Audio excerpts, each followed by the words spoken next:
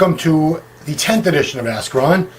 This one was done specially to test out my fancy new microphone here. Yeah, finally, piece by piece, I'm getting this a little better. I know you can still see the zip ties on this thing, but we're getting there, Give me like another 5-6 years and I'm going to get this right.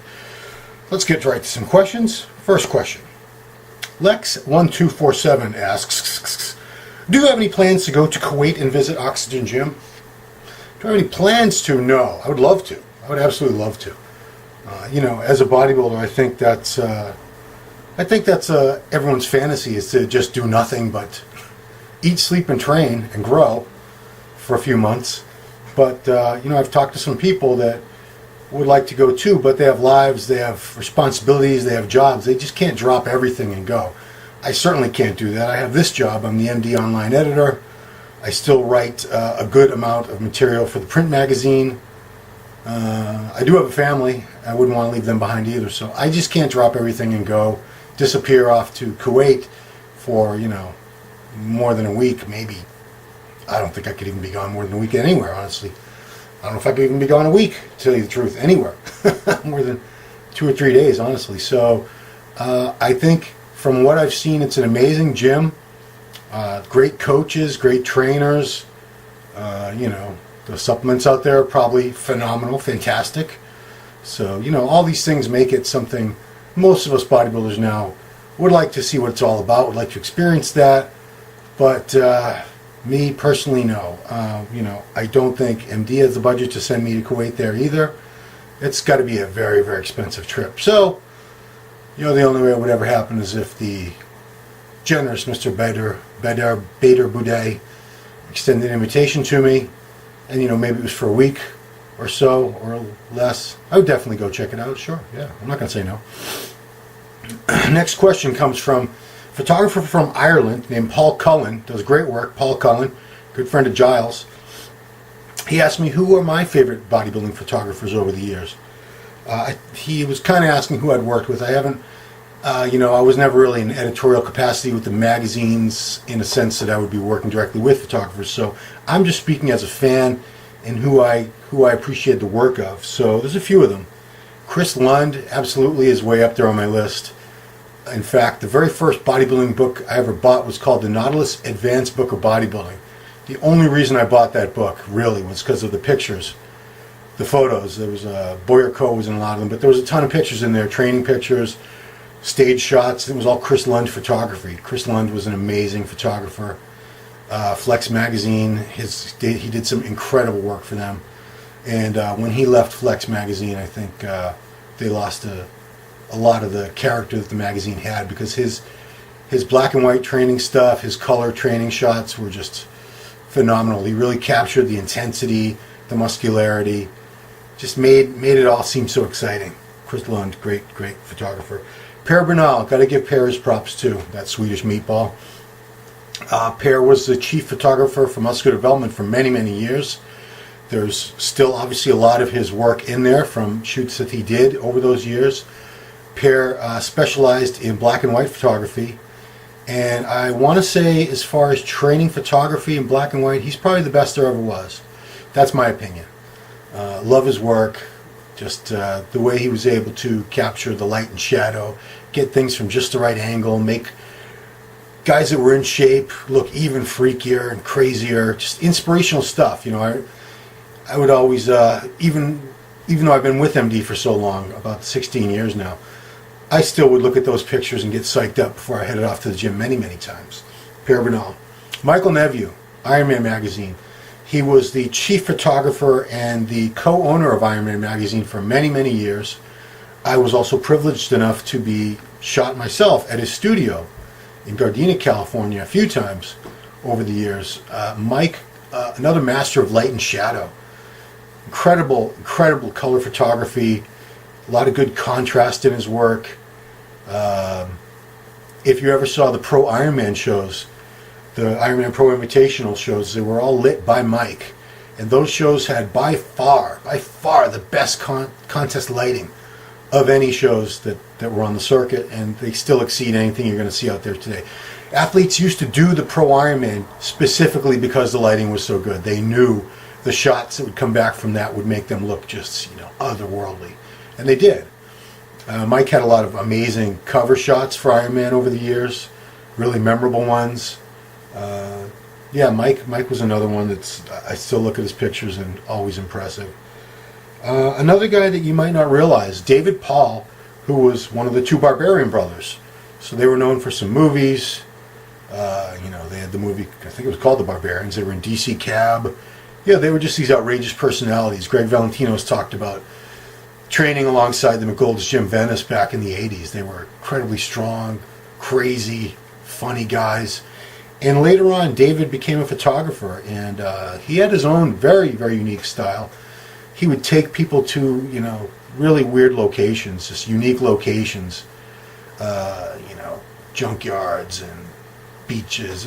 I can't even go into it, how unique his photography was. He would have props and different things where they went far above and beyond your typical bodybuilding photography, and they were art. In fact, I did go around 99 or 2000 to an art gallery in downtown LA where he was putting on a showcase of his photography, and they were selling for big bucks, and rightfully so. It was great stuff. So David Paul, I haven't seen much of his work in recent years. He did a lot of stuff for Muscle Mag International for a long time, for a good span of years, and then haven't seen much of him since, but David did some really memorable work. Let's get to a training question. This came up to me from an older gentleman named Primo in Ohio that writes to me every now and then. So he wanted to know, should I train on an empty stomach? And other people have asked me that, and the reason a lot of people think that training on an empty stomach, and I'm talking about weight training, not cardio, is a good idea is because there were some studies done years ago that showed that it spiked growth hormone levels. So being in a fasted state and doing, I think, any kind of intense physical activity, your body would secrete more growth hormone than normal. That's all well and good, but did that translate to any muscle growth? I never saw one study or any link to that. That's all I care about, and I think that's what most people, the only reason they would care about it. So there's been all these studies, like squats, deadlifts, or whatever, your test levels are increased while you're doing that. These little hormonal changes, that's all well and good, like I said, but what does that mean in the big picture? If that doesn't translate to actual muscle growth, then who cares? In the case of training on an empty stomach, I think it's a really bad idea because muscle contractions need, I know some of you keto people are going to have a fit with this, but they need glycogen, they need glucose. I've never been able to have good, I've never done a lot of very low carb training in my life, or dieting I should say, but I get better workouts when I have carbs in my system, and I think most of you from experience, you guys would say the same thing. So to go into a gym on a completely empty stomach and try to have any kind of productive, meaningful workout, you're not going to get any kind of pump. Your strength is going to be down, your endurance is going to be down. So have a good breakfast, have some eggs, some oats, wait an hour or so, then get to the gym. That's what I do. I remember years ago, the Cybergenic system, which was this big kit. It came with a whole bunch of different little pills and powders and liquids you put under your tongue. It was a scam, let's be honest. It was a scam. Cybergenics, it was supposed to be just like steroids, and I got so excited because I was still Lifetime Natural when I had it. And my girlfriend at the time, now my wife of 26 years, Janet, she bought it for me when I was dating. Let me tell you, I was like, oh boy. The best part about the Cybergenics program was it came with a little, was it a workout video or a little booklet? It came with a workout system, and the workouts are actually really good. They had some good intensity techniques thrown in there. The only thing that was a bad idea, as far as I'm concerned, was they wanted you to train on an empty stomach. And I think they referred to the whole growth hormone release thing too, which, again, no. So, in my opinion, no, don't train on an empty stomach, not with weights. You're spinning your wheels. Get some food in you.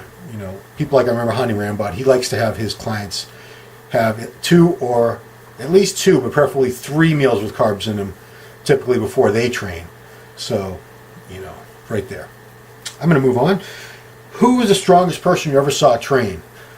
Okay, now you guys can all argue this, and there are much stronger people in the world of powerlifting strong men. There are a lot of very strong people. So I'm just going to comment on someone that I was very impressed with at the time, which was probably sometime in the mid-90s.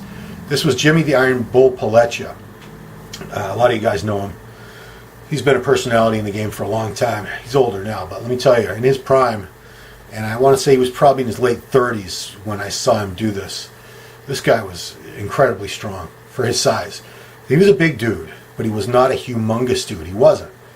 I want to say, I could be wrong. I want to say he's about 220 or 230. When I saw him do the lifts I'm about to talk about, maybe he was a little heavier, but I don't think he was. He was not enormous, but man, he was strong. He must have had tendons, thicker than my thumbs. So the occasion was for the American Muscle Show on ESPN. I was producing some segments that day. We were shooting bodybuilders there at the World Gym in Venice. No longer there. Joe Gold's World Gym in Venice on Main Street. And, I forget why we were shooting Jimmy. It might have had something to do with Metrics was one of our sponsors, and he was sponsored by Metrics. That's probably why we were doing it. Anyway, so the lifts I saw him do that day. I saw him do skull crushers. Not only did I see him do skull crushers with 405, for some reason he had someone there to spot him, but I don't know what the guy was doing at that moment. I spotted him he was doing 405-pound nose breakers with a barbell. And man, I was so scared he was going to crush his head. Let me tell you, the guy he would turn completely purple when he trained. He was balding. He had some hair in the back. These veins were just bulging out of his bald skull, and he's making these noises. I thought the guy was going to have a heart attack or die. It was just, or drop it on his head. I mean, I was terrified, honestly. So I saw him do that. He did lateral raises with 150-pound dumbbells. Just the form was atrocious, horrific. But they were moving. I mean, I don't know too many people that could even get those things up in the air, no matter what they did. So he was doing cheat reps with 150s. I think he curled 120s that day. Again, shit form, but they were moving. We got him up there. And I think the highlight of the day for me was he did an 800 or maybe it was even 900-pound assisted bench press. So he had a spotter, and I can't tell you how much the spotter was helping. Something somewhat, but still, he didn't have a bench shirt on. He just had a regular weight belt, some wrist wraps. So I guess that would be considered raw, right? And he was blasting up. He got a rep with 800 or 900 pounds. Spotter didn't look like he was doing that much. He wasn't like upright rowing 300, 400 pounds of it. So it was an impressive feat of display. An impressive display of strength I saw that day, all around. Considering, especially, like I said, he was not an enormous guy.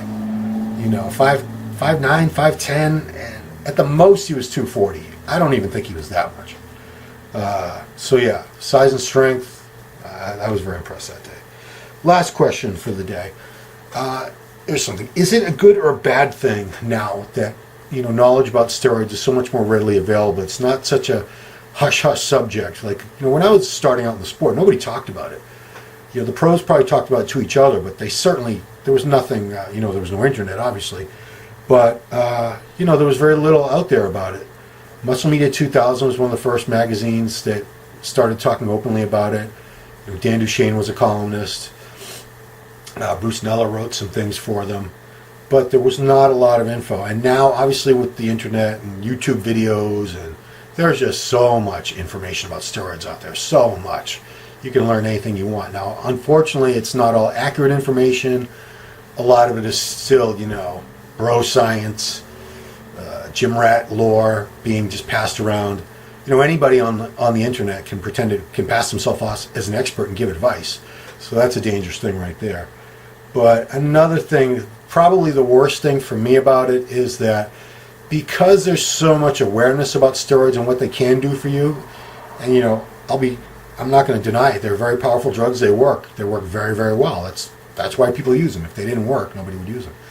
But to me, the worst aspect of it is because there's so much awareness of them, there's an entire generation now that, for the large part, doesn't think that it's possible to build any amount of muscle or lose any amount of fat without drugs, which is, that's ridiculous. When I started out, like I said, I was very, very ignorant about all that, very naive. I didn't know you couldn't put on muscle without steroids. I didn't know you couldn't get stronger without steroids. So I got bigger and stronger without them. Did I look like a pro? No, no. But I think ignorance is bliss in that case, because if you have it in your head that you're never going to be able to do anything, accomplish anything with your body without drugs, then you won't. You just won't. The thing I want to wrap up with is I've seen comments from some people. So this is a question I've been asked: can you get just as big without steroids if you just work longer and harder? No, of course you can't. Of course you can't. That's why, even natural bodybuilders, guys that are lifetime natural, that are 50 years old, 45, 50 years old, have been training for 30, 40, they've been training forever. They get to a certain size, and that's it. They don't get any bigger. If they started using steroids, they get bigger.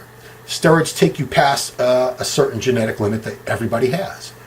And human beings can only get so big without drugs. These drugs, you add them in, now you get much, much bigger muscles. You get much bigger muscles than would otherwise be possible. That's why steroids are used in bodybuilding for the most part. So I don't like, that's another thing, is I don't like to give any natural bodybuilders or people that aspire to stay natural the mistaken impression that they can get the same results and they can look like the top guys, the Olympia, the Arnold Classic, the top pro bodybuilders that are assisted. You can't look like that naturally. I'm sorry.